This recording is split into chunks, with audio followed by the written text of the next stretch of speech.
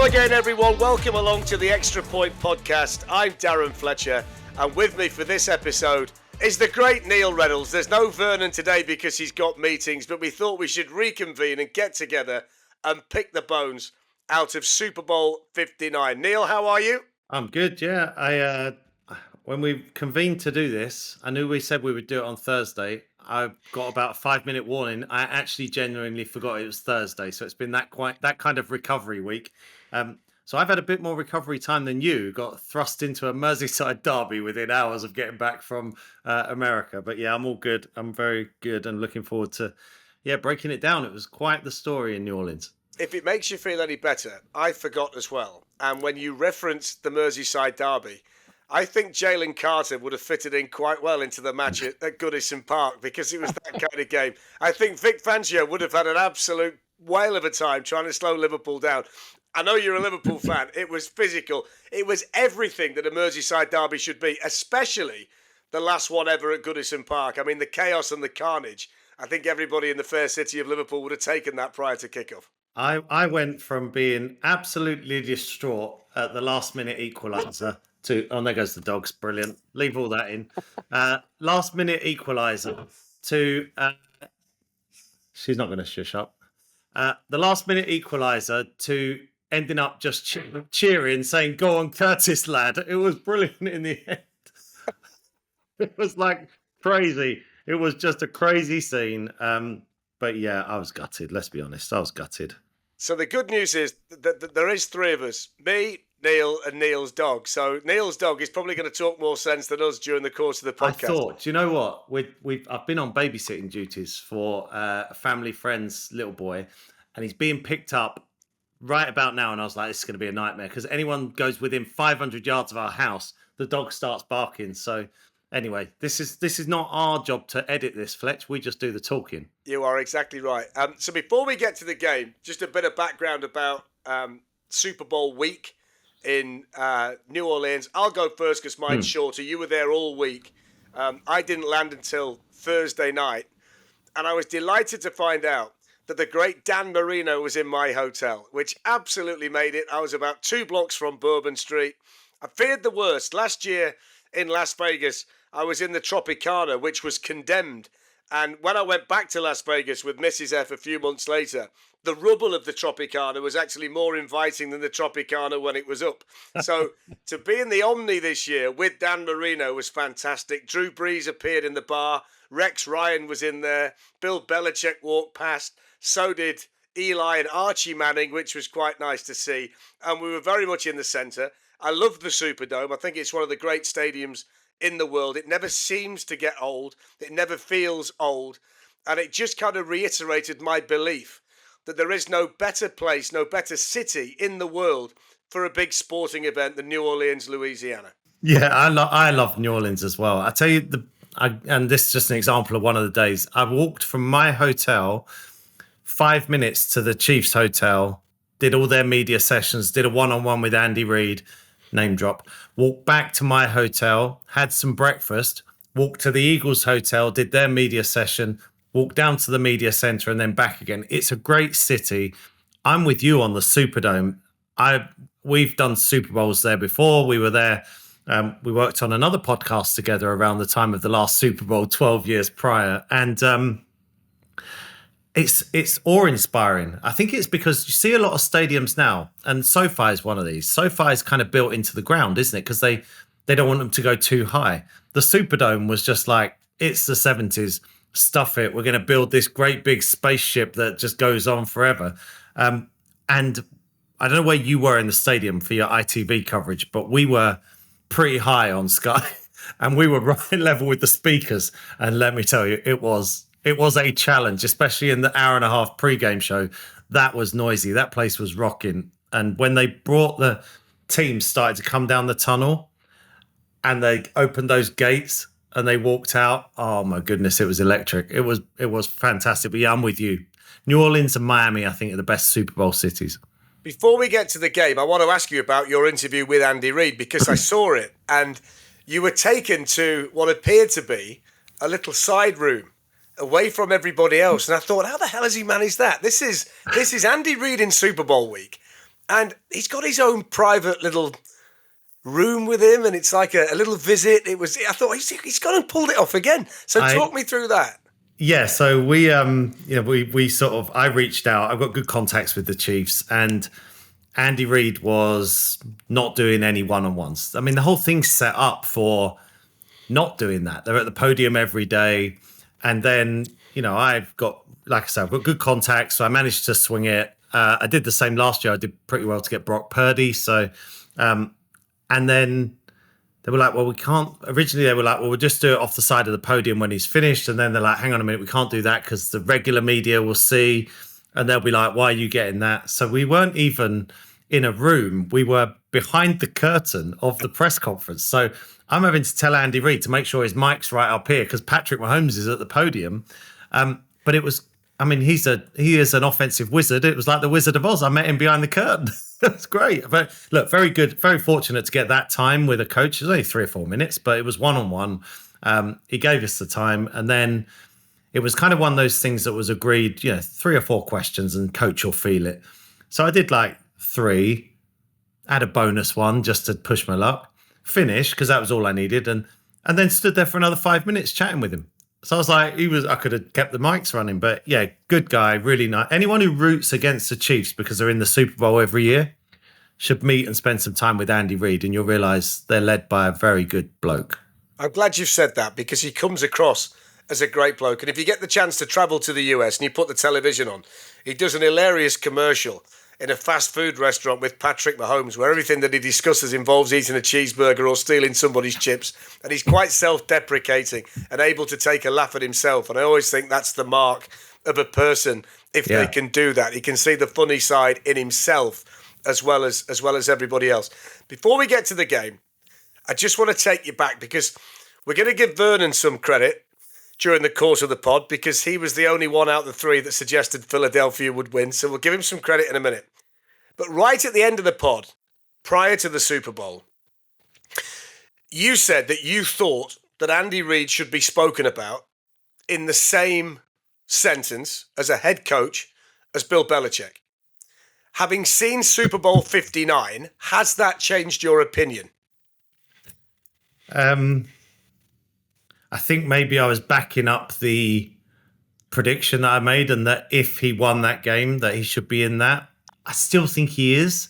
I still think he's going to be in that conversation. But that game, how it unfolded, probably damaged Andy Reid's, status next to Belichick. Same with Mahomes and Brady. So I still think he's in the conversation because of the longevity. I think he'll eventually pass Belichick for most playoff wins, most wins altogether. I don't think he'll pass the Super Bowls. So yeah, I think it dented it a bit. I probably married my prediction with that, but I do think he's a great coach. I used the term when he arrived and the arrival shots of him on game day, and I was speaking over I said legendary, and he is legendary. So yeah, a little bit. I mean, do you think? I mean, we'll get into the game, but can reputations and legacies be damaged and dented in one big game? I think so, yes, because I think Sunday night enhanced Vic Fangio. Yes. I don't think it did any damage to Steve Spagnuolo because I thought in general the Chiefs defense did okay. Yep. I thought the lack of an adjustment from Andy Reid or the lack of adjustments from Andy Reid was an issue because they carried on doing the same thing over and over again, which surprised me. And I also think Mahomes, because you're comparing Mahomes to Brady, Brady was never taken apart in a Super Bowl as he's been twice against Tampa Bay and now against Philly. So I think it can enhance and damage over 60 minutes. Whether we're fair to do that, I don't know. But I thought it did a lot of good to Vic Fangio and more damage to Patrick Mahomes in his battle with Brady than Reid's with Belichick. So Brady's 3 Super Bowl losses, I think, were by a total of 15 points.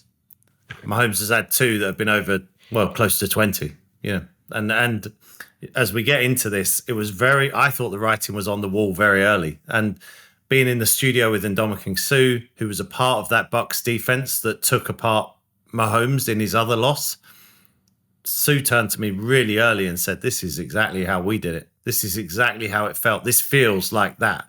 And it was a dismantling.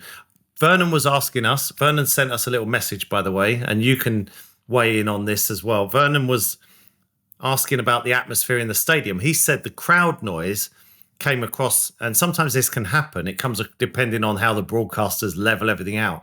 He said it came across a little bit muted, the crowd.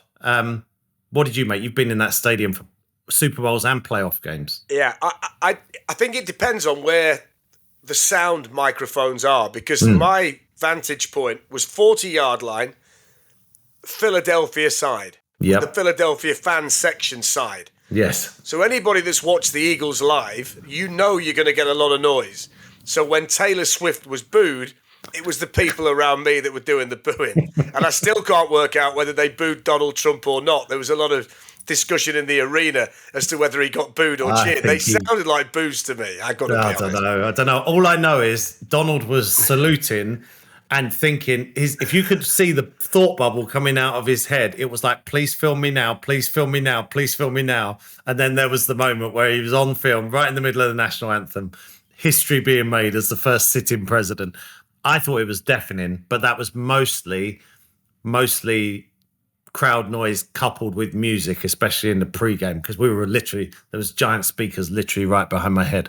Yeah, I also think one caveat you put in on Super Bowl Sunday is a lot of people, the vast majority of the crowd, are there for the first time. Mm-hmm. And I always feel that they're in awe of their surroundings. So the last thing they're thinking about doing is shouting and hollering, because they're taking everything in. So if you speak to people, I find it astonishing when I go over there and they say, how many Super Bowls have you been to?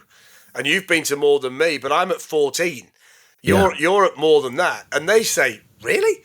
And these are people from North America there for the first time, kind of, how have you been here for that many Super Bowls from the United Kingdom? Right. So people in the US don't get to go. No. You've got to remember that the size of the population of America, the size of the population of the cities and the states where the teams are from, there are only 70-odd thousand tickets to get, and a lot of those are corporate. So it's a difficult ticket to have. So I think you get a lot of people in who haven't been there before. So therefore you get, oh, wow, as opposed to, I better give Patrick Mahomes a bit of stick when he's under centre. So whether that affects it. One thing I would, let me kind of start here on the game, because I said to Maurice Jones-Drew right at kickoff, I said, look, when I landed in New Orleans, I was convinced the Chiefs would win. And I said on the podcast, I thought they'd win by a touchdown. The longer I was there, the more I felt that this was going to be Philly's game. Just watching the television, watching all the breakdowns, listening to people, and feeling the city of New Orleans. And I said to him at kickoff, I said, I now feel a lot more confident in Philadelphia just from being here. And I felt that there was a groundswell of support for that team in the last 24 hours building up to kickoff. Did you feel that as well? I did. And I'm going to tell you a story, and you can, as you listen, dear listener, you can believe it or not, but I'm just going to tell you this is what was said. So I'm standing there. We're about 10 minutes from going live, and I'm standing next to Ryan Fitzpatrick in the studio. We're just looking out at everything that's going on the field. It might have been during warm-ups, actually. And he said, who you got today? Who do you think's going to win? And I said, I think the Chiefs are going to win by 3, which was the prediction I had when we did our last podcast.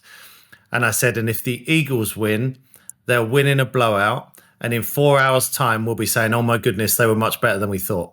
And he said, you know what? That's exactly how I've got it. Eagles in a blowout or Chiefs in a close win.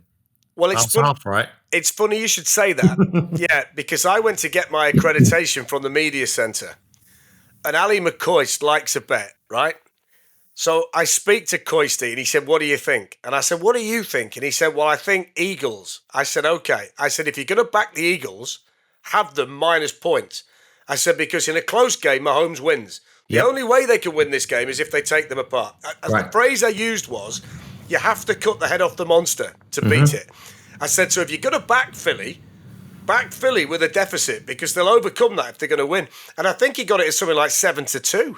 Right. And it was a close Super Bowl, and he's buzzing because I've won him a few quid, having tipped the Chiefs on here, but it worked out in the end. I mean, I agree with you. From the opening drive, of the respective teams, the pattern was set. And it I was never going to really ask wavered. you. I was going to ask you if you felt that early, because we certainly felt like that pattern, exactly that, a pattern. And then I kept asking Fitz, right, okay, are we going to see some screens from Andy Reid? How does he negate this pressure?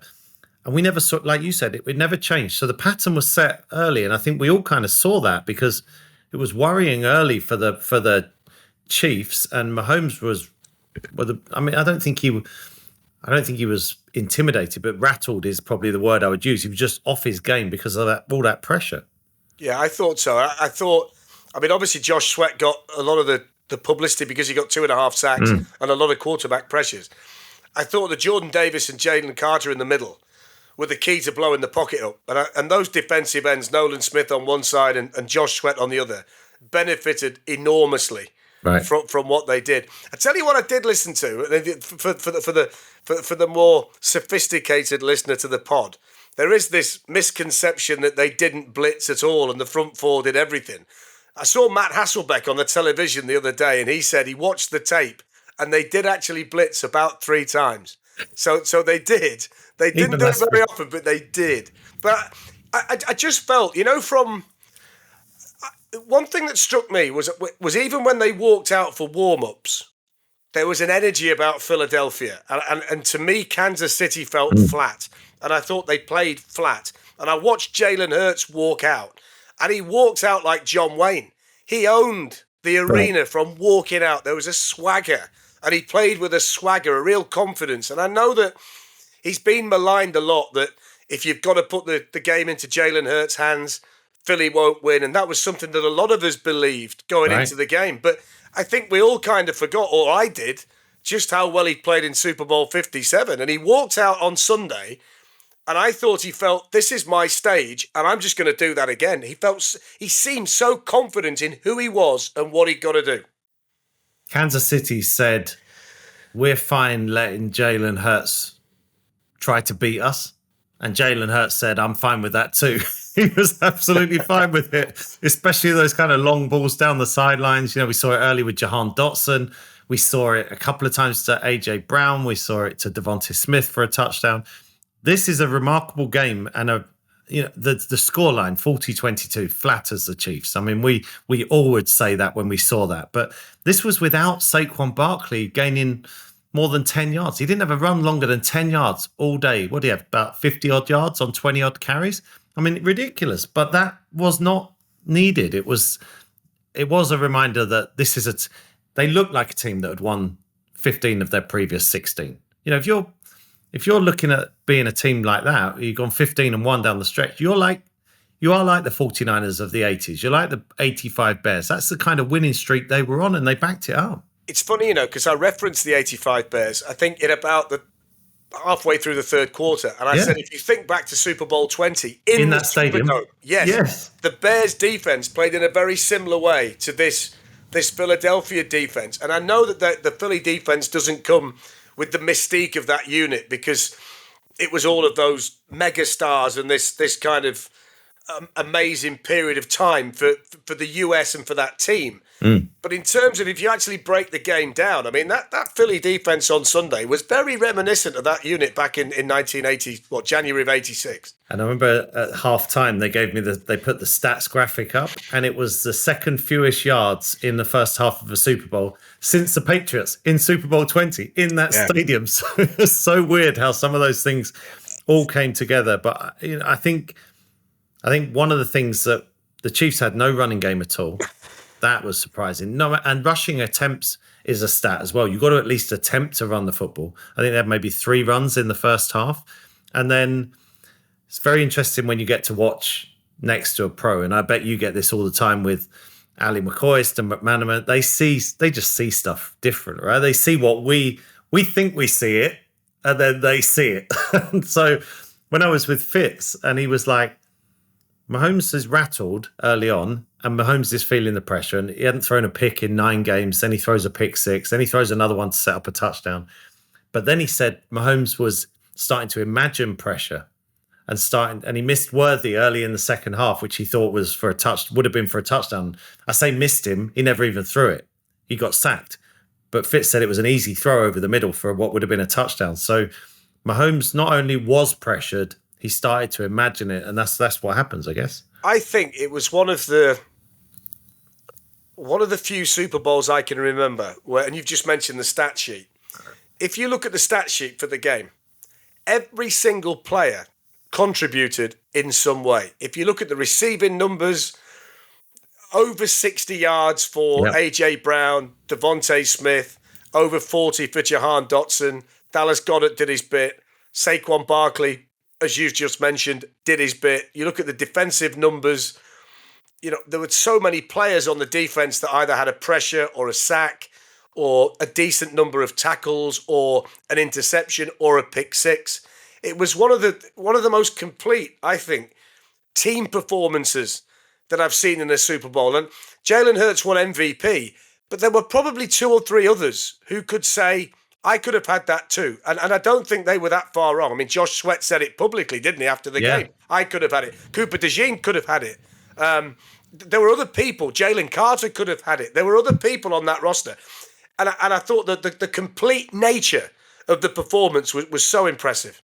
And Milton Williams had a couple of sacks. Devontae Smith over 100 yards receiving and a touchdown. Yeah, it was a complete team performance. It was, I think, vindication for, like, Jalen has his critics, I think, around the NFL. I think they feel like some people feel like it has to be simplified for him. I don't think it does. I think he was very, very good in that game. Nick Sirianni, I mentioned this on air, in after the week 4 when they dropped to 2-2 and they went into their bye week. I mean, this is asking for trouble, but there was a poll on a Philadelphia radio station. 79% of the fans wanted him sacked. And he goes and wins the Super Bowl. It was incredible. And I thought this was interesting. We'll merge your two commentary worlds of NFL and football together. I don't think the American fans normally do irony very well or tease in the opposing fans like we do in the UK.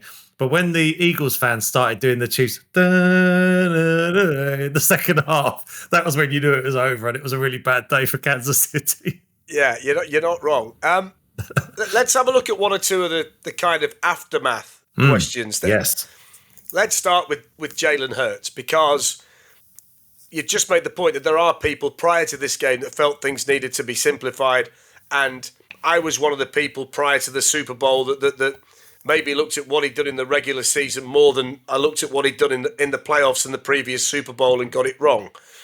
Where does he stand now in the hierarchy of NFL quarterbacks? If we kind of say that Mahomes is at the top and then Joe Burrow is there with him and Lamar Jackson and Josh Allen, where is he? Because the 2 biggest games of his life have been the 2 best games of his life, Super Bowl 57 and Super Bowl 59. And there's a lot to be said for being able to perform like that when the light shines brightly. People who say to me, Lamar Jackson's a better quarterback than he is, well, Jalen Hurts grows in the playoffs and Lamar Jackson shrinks.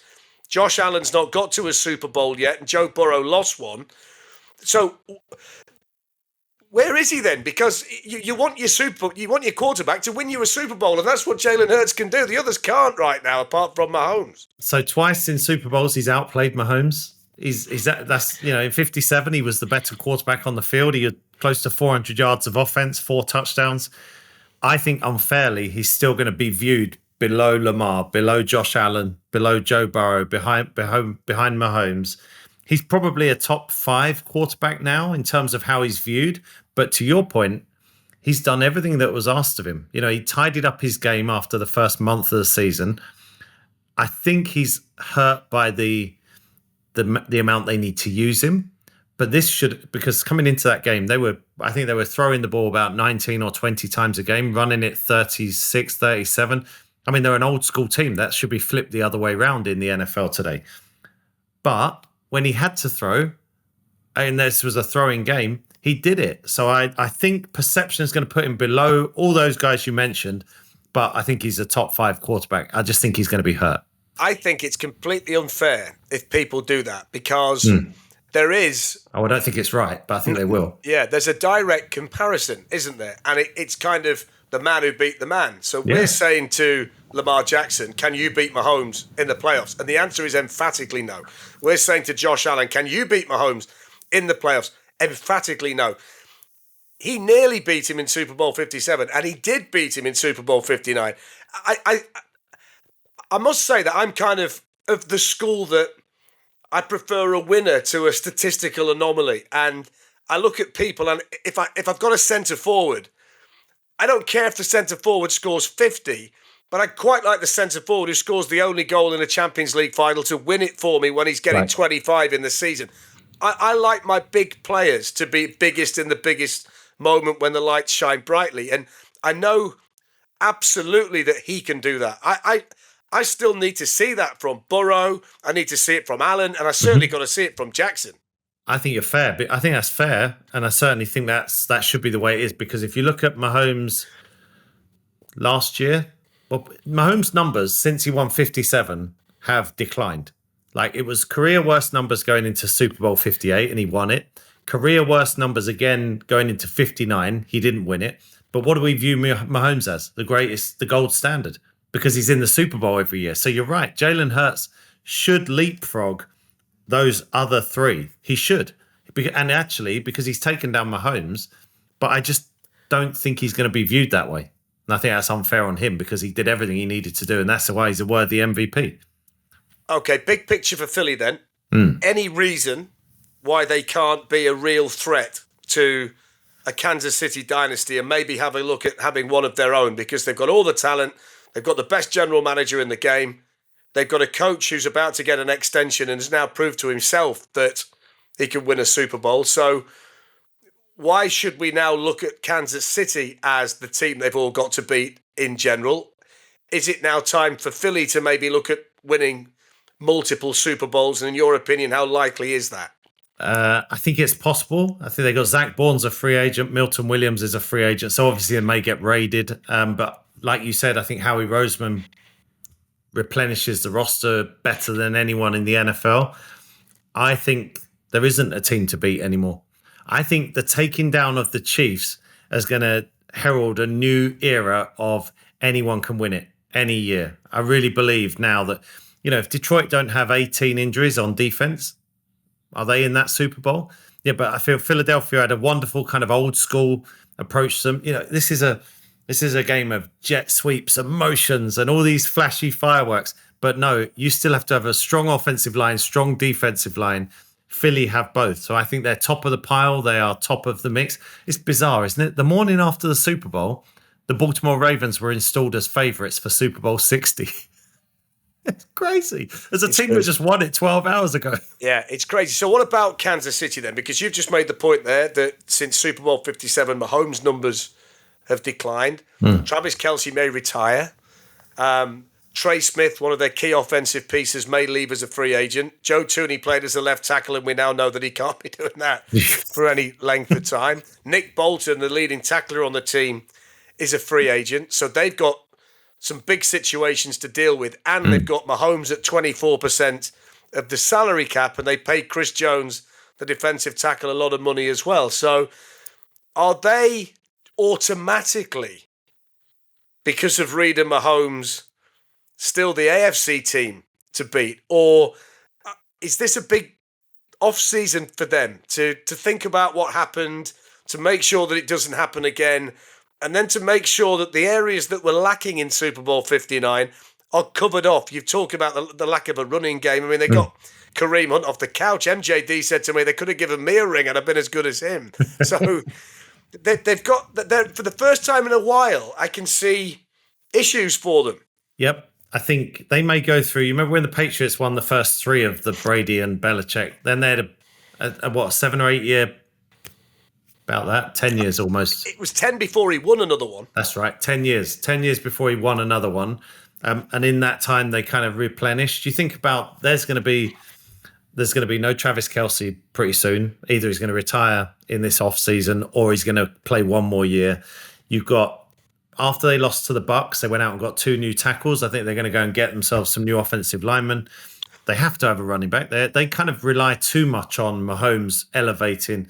Like, who was Xavier Worthy had a good game, but it was too late by then. There was no one grabbing that game by the scruff of the neck to help Mahomes in that early stages. So I think they've shown. Look, I'll put it this way: all their chickens came home to roost on Super Bowl Sunday. They've been threatening to have one of those kind of games all year. They've had too many close games. They've flown it brilliantly. They've won those close games. But they've shown, Mahomes got hit more than any other time in his career. He got sacked more than any other time in his career. All that came home on Super Bowl Sunday. So the difference is they've got a great aura, and teams like Buffalo and Baltimore can't get past them. But I would say the AFC is wide open. It's a huge off season for the Chiefs. And I think they've shown there's some big old chinks in their armor. Yeah, you mentioned the word aura. I once sat and listened to a press conference of the former Arizona Diamondbacks pitcher Curt Schilling prior to Game 7 of the World Series against the New York Yankees. And the guy in the room made the suggestion to Curt Schilling that it was going to be difficult for the Diamondbacks because the Yankees had destiny and aura. And Curt Schilling's response was, I thought they were dancers in a gentleman's club. This is not an issue. Destiny and aura won't be a problem, which I thought was one of the all-time great sports quotes. No, fascinating. Really? And there is the flip side of it. And I said it right at the end as Mahomes was walking off. Don't poke the bear. That you might get a seriously rejuvenated and motivated Mahomes, Reed, and the rest of them next year. Maybe they've just got fat on the success. Maybe they just started to take it for granted. Maybe they felt they were invincible because the body language, they didn't look as hungry as Philadelphia on Sunday, just in terms of just the eye test. Yep. So maybe this gives them the kick up the backside to come back stronger than they have been before. So I think that's fact. Do you think Kelsey's going to pack it in this offseason? I think he will. I think he was a non-factor in that game. He was averaging 8 yards a catch during the season. I think there are tankers out in the Pacific Ocean that turn quicker than Travis Kelce after he's caught a pass. So I think that could be something to think about. I've got a question for you. I know we're kind of going back and forth here. So obviously there's the whole Brady Mahomes conversation. Brady, is he going to catch him? Is he the greatest? Isn't he? Can't we put Joe Montana back into that mix? He never threw a pick in a Super Bowl. 4-0 in the Super Bowl. Time has forgotten Joe Montana. Is that fair? Yes, I think it's very fair. And I think listening to some of the arguments prior to the game last Sunday, his was the name that was never mentioned. So it was always Mahomes and Brady, and then people were taking a look at Terry Bradshaw, and various people were getting mentioned, and Joe never gets a mention. And I wonder whether that's down to the fact that he's such an unassuming, non-publicity seeking guy that people do just genuinely forget about him. Because had it not been for the injuries, I remember him getting crushed by the Giants in an NFC playoff game, which would have killed most men. That was going for the three-peat. It would have killed most men. It's like being hit by a lorry, an out-of-control lorry. But yeah, no, look, you can only win the games you're in. This is the point. I always say this to people. Brady was fortunate that the franchise was what it was, that he could play in all of those Super Bowls to have a chance to win them. Montana didn't lose many big games, but injuries robbed him in key situations. I think I don't know. I don't think you can put him with Brady. Can you? You can't. Not right now. No, I'll tell you one other thing as we're sort of getting stuff off our chest. So I don't know if you've got anything that you don't like about Super Bowl week, but my one is I go to a lot of the media scrum. So there's press conference stuff on the podiums, but then there's a lot of scrums where you're like around like one player and you've got to wrestle your way in, and you kind of like this, and the cameraman's like, "You ready?" I'm like, "Well, I can't really stand anywhere other than like this," and you get your questions in. And why is there always journalists who will stand 3 feet from one of the biggest names in the game and just film the whole thing on their phone and not ask a single question? I always say to my cameraman, I'm not standing behind the tourists because they'll never leave. It bugs the bejeebers out of me. I saw guys wrestling their way in, standing 2 feet away from Saquon Barkley and filming it on their phone for 20 minutes and not asking a question. What are we doing? That's the biggest star in the game, and you got nothing to ask him? Yeah. So that's me. I think this is where the NFL go wrong. And I can probably say Too this. many people. I can say this, you can't. But the amount of hangers-on at a Super Bowl is astonishing. I mean, media day, whatever it is now, whatever you call it, is an absolute joke. But there are so many people there who don't need to be there, who are trying to get in just to watch it, which if you manage to pull it off, fair play to you. But there's a lot of people that don't need to be there that are there. The two things that bothered me a lot while I was there, my head in the morning when I woke up from New Orleans the night before, that was something I didn't like. It's on you. That's on me. Not really the Super Bowl host committee's fault, is it? Well, but the next one is, how on earth can they wait until 3 o'clock in the afternoon before they let me into the merchandise store? They're missing out on fortunes, by the way. Do they not know? 3 o'clock before you could get in. 3 o'clock. On game day? Every day. Every day. Oh, I was going to say, not every day, surely. Every day. Wow. Well, you seem like you've done all right. You're wearing a Philadelphia Eagles hoodie, so well, you did. I thought I had to, based on the fact that I'd gone kind of balls deep on Kansas City. I thought I'd better at least get myself a Philly hoodie and apologise publicly for ever doubting them. Balance it out. You have. But are you the same? So years we've known each other, and we've been to Super Bowls together. All this, we've been to games on Radio 5 when we were doing that, and I just go to the game and then I leave again. I keep my credential. Are you saying when you go to UEFA, do you love a bit of merch? Don't I've never ever been. We used to collect it for your man cave back in the day, which you're surrounded by. I'm surrounded by it in here now. I've just never been into it. Only NFL games. I don't buy, if I go to Real Madrid or Barcelona, not bothered. But the NFL, that's fill your boots. By the way, I tell you what happened to me at the airport coming back, right? I mean, talk about being picky. So I get to Louis Armstrong Airport, and I was quite pleased, by the way, in commentary that there was one particular play where Jalen Hurts is back there. He's got all kinds. I mean, it's just nobody's anywhere near him, and he's kind of having a look what he's going to do. And I said to MJD, I said, no surprise in the city of Louis Armstrong that he's got all the time in the world. Oh. I was really pleased about that.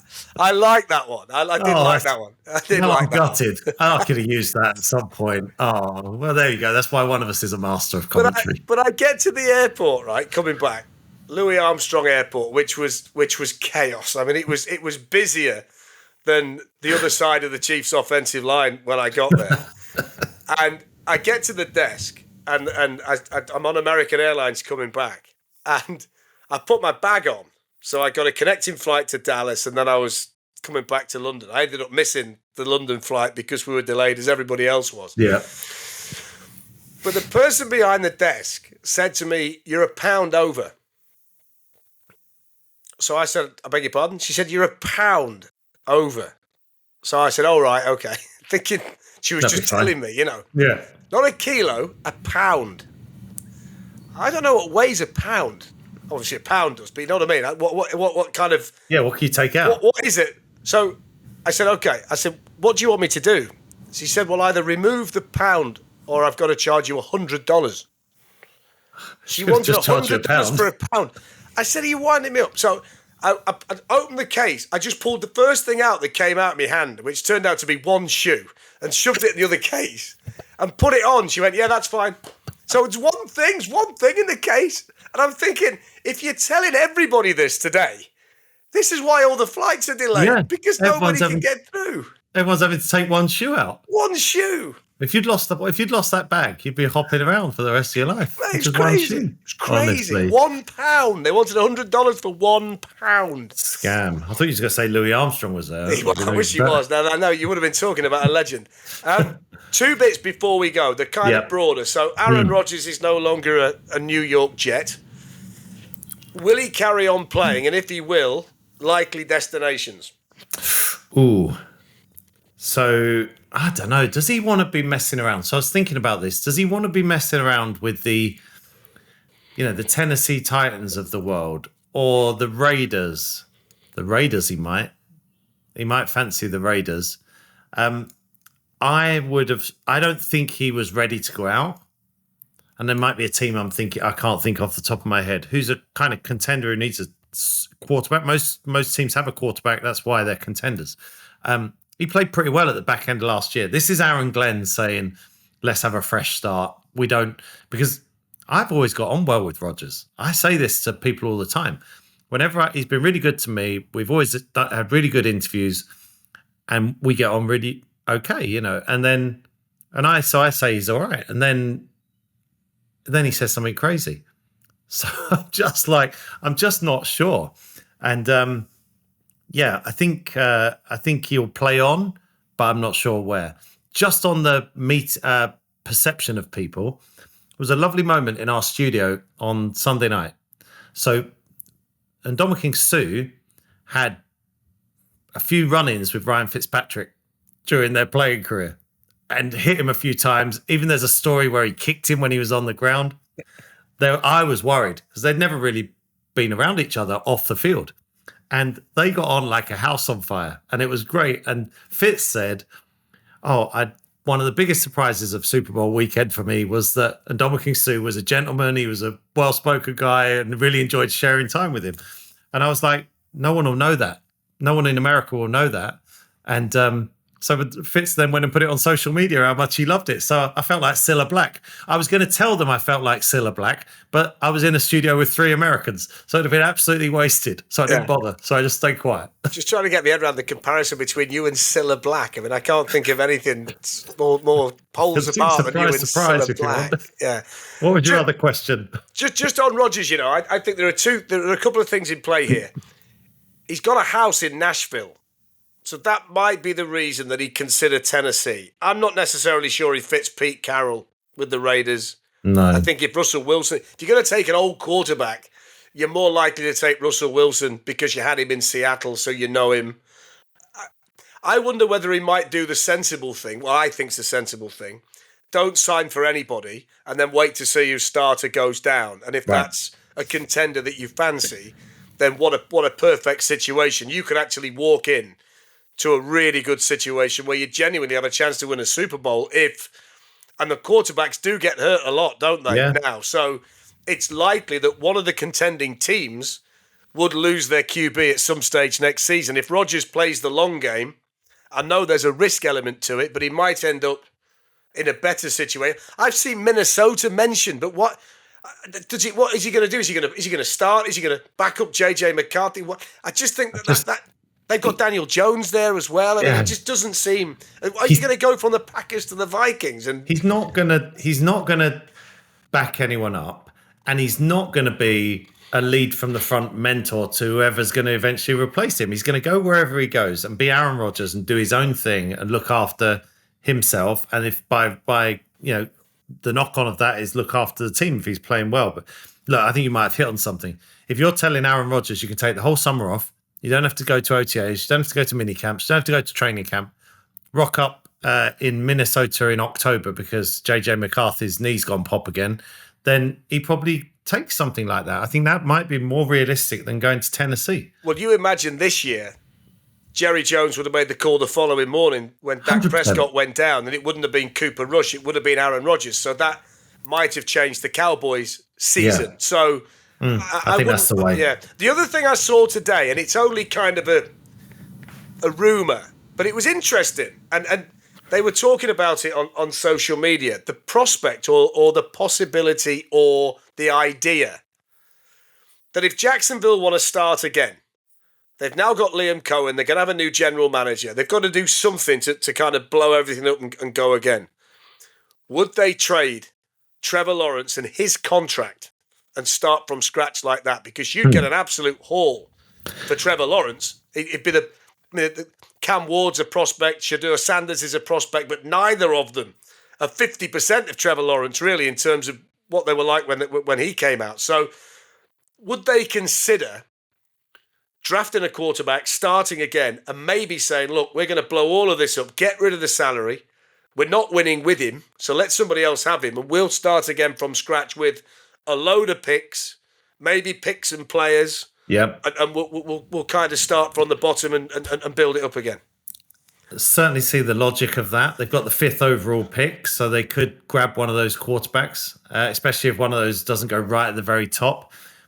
But I think Trevor Lawrence was one of the appeals for Liam Cohen. I think that was one of the big reasons for him to want that Jacksonville job. It was why the Jaguars job was so appealing. So I think they could go that way. I wouldn't be surprised because, if you blow it up and you get one of those rookies on a deal and they're a rookie who can run, like Trevor's athletic, but he doesn't do a lot of that running because he gets hurt a lot. So he's had injuries, missed 8 or 9 games last year. But I feel like they want to kind of see if Liam Cohen can unlock Trevor Lawrence. Can we get because he's from that Sean McVay tree. Can we get McVay and Stafford? Can we get Liam Cohen and Baker Mayfield last year, where Baker has 41 touchdown passes? This is Trevor Lawrence's 5th year and his 3rd head coach. So I don't think we kind of have written the book on Trevor Lawrence. That's not a recipe for success. There are cynics that say he might be the reason why this is his 5th year and they've got 3 head coaches. That might be because he hasn't been what we expected, has he? Let's be honest. There was not that was the most eagerly awaited, anticipated arrival into the NFL. Well, what was he came in 2021? So I'd say Andrew Luck before that, 2012. Everyone couldn't wait to see Trevor Lawrence, and it hasn't really been that, has it?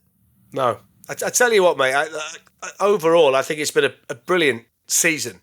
And I think one of the points that you made really early when we got talking is that you said there isn't now the team. And I think that's kind of been played out this year. I mean, the NFC is getting stronger with every draft. I mean, if you've got Detroit at full bore against Philadelphia at full bore in an NFC championship game, then it's a very difficult game to pick. And you've got teams on the rise as well. You'd suspect that Green Bay would be better. I mean, maybe Minnesota go backwards a bit while McCarthy Washington have got $100 million in cap room. They got $100 million in cap room this year. Brilliant. I mean, the Bears have now got Ben Johnson to go with Caleb Williams. So you talk about, a head coach quarterback combo. If he's as good as they think he is, then you'd suspect he's going to take quite a step in year 2 with Ben Johnson. And then, of course, you've got those heavyweights in the AFC who are going nowhere.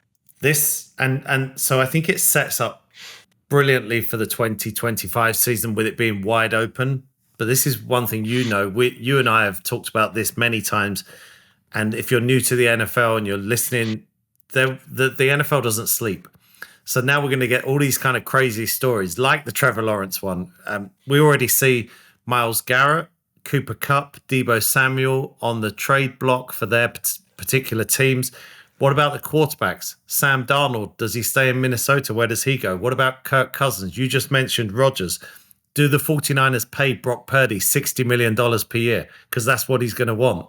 It's all going to carry on in the coming months, which makes it just a great soap opera. Yeah, we did say that we'd probably speak again around the draft. I suspect that much is going to happen over the next few weeks. We've got to do a free agency one, surely. Certainly check in. That's middle of March when the free agency happens. And that's when I always think the draft is great, and it is. And it's the way to build your team. But free agency is so interesting to me as well because everyone knows the names of those who are already involved. We've mentioned a few of those names already today. So I reckon we'll be back sort of towards the end of March, won't we? And probably haven't committed Vernon. Well, Vernon's got to be on that one. Yeah, Vern's got to be on. And we've got to give Vern his props again because he was the one out of the 3 of us who went for Philly. Just because we picked the other 2? Well, is that what... There is the cynical side of me that thinks that might be the case. But he did say it on the pod publicly and then Philly won. So we've got to say well done to the big fella who will be back with us for the next one. This is going to run every week during the regular season next season. And also, we're going to be telling you about the trips that we're going to be doing during the course of the regular season with Elite Sports Travel. I'm led to believe that everybody who went with them to New Orleans had a whale of a time. I think you went and did the drinks event a couple of nights before FA the big was with game. us. Yeah, FA Abada was with us, and FA was on great form, telling stories. These are the sort of things, as you know, on the trips. We hang out and watch the games with everyone anyway, but then we add those little extras as well. So you get to this was a really intimate drinks event, and you're getting to spend time with F.A. Abada and picking his brains. You get to ask him questions. So those are all the little extras that you get on these trips with Elite Sports. So myself and Vernon will be doing the extra point trip in either the October international break or the November international break, and then yours is early December. Normally early December, the Neil Reynolds road trip. But I'm a part of the extra point now, so surely. Well, listen, if we can muscle onto yours, you can muscle onto ours. I mean, we'll just all go to all of them. But yeah, so mine will be probably early December. People, as we go through this, we'll update in March and April, but details of those come once we get the schedule early May. So it'll be fun times picking out those games. Yeah, absolutely. We'd love it if you can find the time to come with us. We have a great time when we're there. We'll look after you as best we can. Ben and the team are magnificent. So we'll tell you all about the Elite Sport travel trips as the schedule comes out. We know where we all are. And then if you want to come and join us, we'll let you know how you do that. Mate, it's been an absolute pleasure. Yeah, it was fun. Fly, Eagles, fly. That's what they say, apparently. Comfortable in the Big Easy, all of that. Yeah, all the time in the world. We've already done that one. I can't believe it. Fantastic. That one. Good stuff, mate. Thank you for being with us and downloading. Thanks for putting up with us. Don't forget, we're going to be doing this every week during the regular season. We'll pop up from time to time during the close season as well. This is the Extra Point podcast. Many thanks, as always, to Neil Reynolds. It's in association with Elite Sports Travel, and we will speak to you soon.